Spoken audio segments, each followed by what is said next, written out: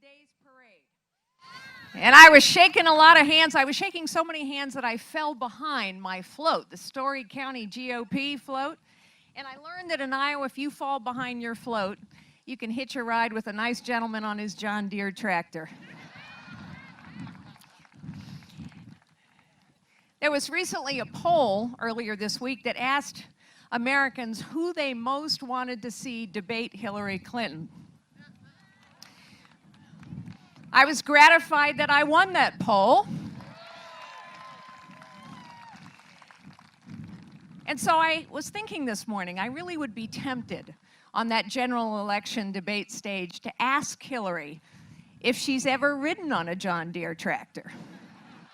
I know she's had a few photo ops, but the truth is, I think what we need to ask Hillary Clinton now is, Mrs. Clinton, what else don't we know?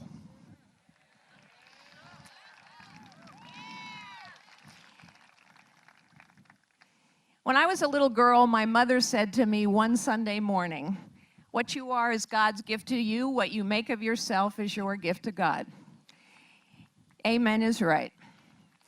I started my business career as a secretary, typing and filing for a little 9-person real estate firm. I have traveled and lived and worked all over the world. I know most of the world leaders on the stage today, not because I had photo ops with them, but because I've talked business with them, or charity, or education issues. And I know with certainty that it is only in this country that a young woman can start out as a secretary typing and filing and go on to become the chief executive officer of the largest technology company in the world and run for the presidency of the United States. And that's because our founders knew what my mother taught me. Everyone has God-given gifts. Everyone has potential. And they founded a nation on a visionary idea. It was radical at the time, that here in this nation, everyone has the right to find and use their God-given gifts and fulfill their potential. And they said that was a right that came from God and could not be taken away by man or government.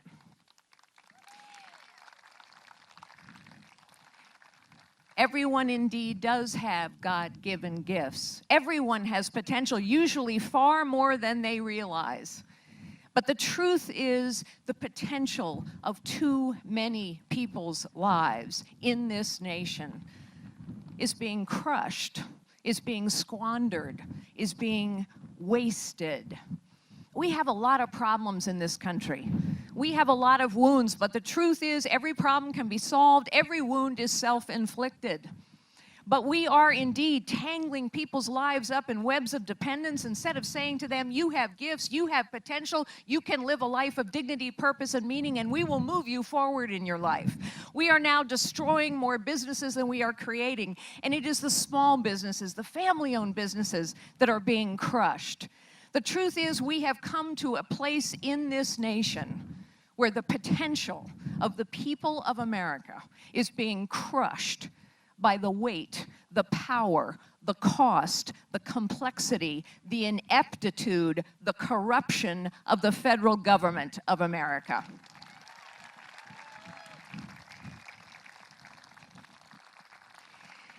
I'll tell you another poll I saw recently.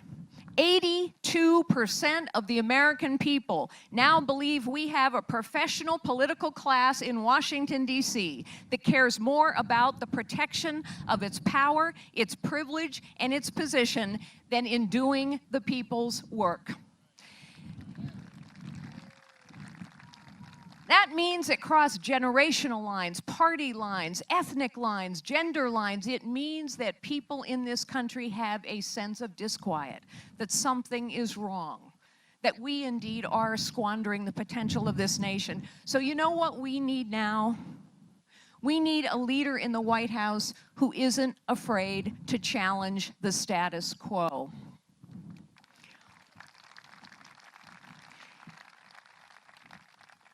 We need a leader in the White House who understands that their highest calling is not the accumulation of title or power or position or privilege.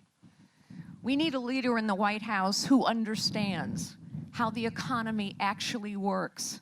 And the fact that when we are crushing the small and the powerless and the family businesses, that we are crushing the engine of economic growth and innovation in this nation. We need someone who understands how the world works and who's in the world and can see clearly that China is becoming an adversary, that Russia is an adversary, that Iran and ISIS are an adversary, that can see clearly that we need to reassure our allies that a friendship with the United States of America means something, and us being your adversary means something as well. And that is why on my first day in the Oval Office, I will make 2 phone calls, one to Bibi Netanyahu, a man I have known for a long time, to reassure him that the United States of America will always stand with the nation of Israel.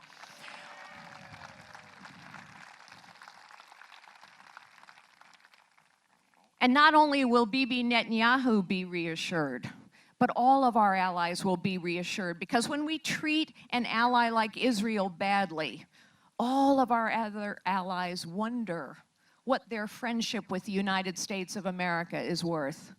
And my second phone call would be to the supreme leader of Iran. He might not take the phone call, but he would get the message. And the message would be this: and until and unless you are prepared to open every nuclear facility to full and unfettered inspections, we will enact the most punishing financial sanctions on your economy, make it very difficult for you to move money around the economy, and we don't need anybody's permission to do that.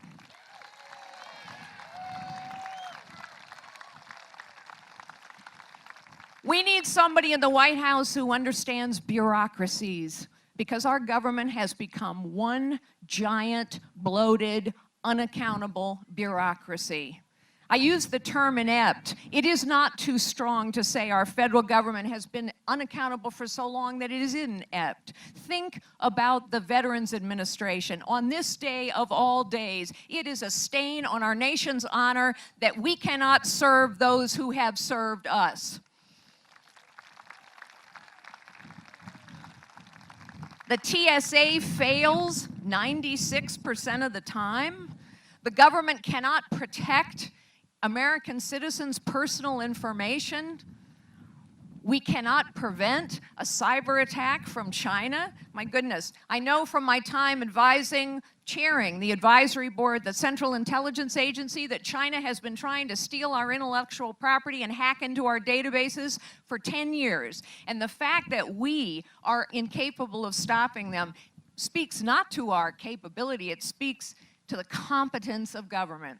We need somebody who understands technology, because technology is a tool that can be used to hold bureaucracies accountable and re-engage people in the process of their government. And finally, we need someone who understands what the highest calling of leadership is.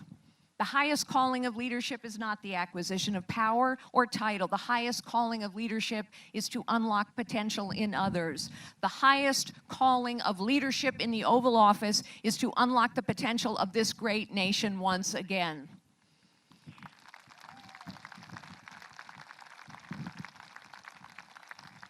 When I think about this great nation, in this, the 21st century, and what we can be, what we must be, I think of 2 of the most powerful symbols of our nation's democracy: Lady Liberty and Lady Justice. Lady Liberty, she stands tall and strong. She is clear-eyed and resolute. She faces outward into the world, which is the way America must always face. And she holds her torch high because she knows she is a symbol of hope in a very troubled world. And Lady Justice, she holds a sword at one hand because she is a fighter. She is a warrior for the values and the principles that have made this nation great. She holds a scale in the other hand. And she is reminding us with that scale that we are all equal in the eyes of God, and so we must all be equal in the eyes of the law and government, powerful and powerless alike.